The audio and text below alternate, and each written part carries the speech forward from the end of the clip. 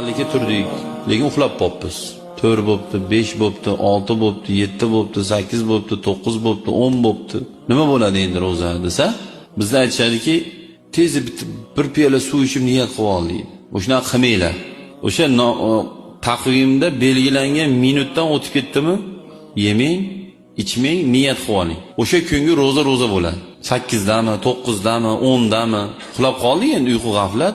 Turolmay qoldik, uxlab qolibmiz. Lekin saharlik vaqti o'tib ketib qoldi. Hech nima yemang. Shuni borib yetkazib olib qo'yinglar uydagilarga. Chunki bitta ayollar eshitmayapti hozir. Balkim kanalga qo'ysa eshitishar, xudo xolasa. Uxlab qoldi, turib yemasin, bir piyola suv ham ichmasin, hech nima qilmasin. Chunki saharlik vaqti o'tib ketib qoldi.